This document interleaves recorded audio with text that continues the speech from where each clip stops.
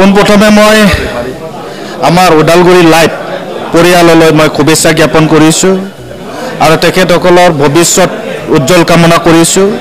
তেখেতসকলে আজি Udalguri live web portal official যি ৱেবছাইট এটো লঞ্চ কৰিছে। গতিকে মই আহ্বান জনাম ৰাইজক আৰু ওদালগুৰিবাসীক মই অনুৰোধ জনাম যে এই ওদালগুৰি লাইভ ৱেব পৰ্টেল যে নিউজ চেনেলক সকলোৱে সাবস্ক্ৰাইব কৰিব, সকলোৱে লাইক কমেন্ট আৰু সকলোৱে ফলো কৰিব, সেইটো মই অনুৰোধ জনাইছোঁ। আশা কৰিছোঁ যে ওদালগুৰি অকল নহয় যে আমাৰ সমগ্ৰ বিটিআৰ সমগ্ৰ অসম আৰু দেশৰ কাৰণে ওদালগুৰি লাইভ ৱেব পৰ্টেল যি নিউজ চেনেল সেই নিউজ চেনেলটো সমাজখনৰ কাৰণে ৰাইজৰ কাৰণে ভাল এটা গতি আৰু ভাল এটা কাম কৰিব, সেইটো মোৰ বিশ্বাস আছে। গতিকে মই সদশেষত আমাৰ ওদালগুৰি লাইভ পৰ্টেললৈ মই শুভেচ্ছা জ্ঞাপন কৰিছোঁ।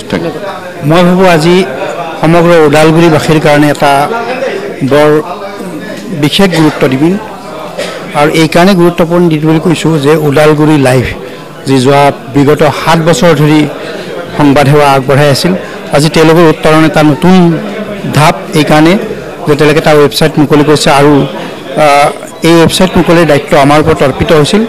আমি আহিলোঁ, ৱেবছাইট মুকলি হ'ল।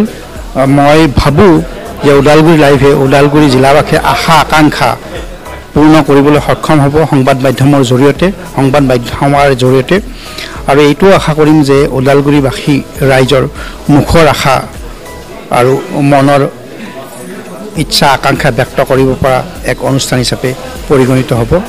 মই ওদালগুৰি লাইভৰ সমগ্ৰ পৰিয়ালক আন্তৰিক ধন্যবাদ জ্ঞাপন কৰিছোঁ। তেওঁলোকৰ যাত্ৰা শুভ হওক, তেওঁলোকে শক্তিশালীভাৱে ডিজিটেল দুনিয়াত তেওঁলোকৰ খোজ পেলাওক, সফল হওক তেওঁলোকৰ যাত্ৰা।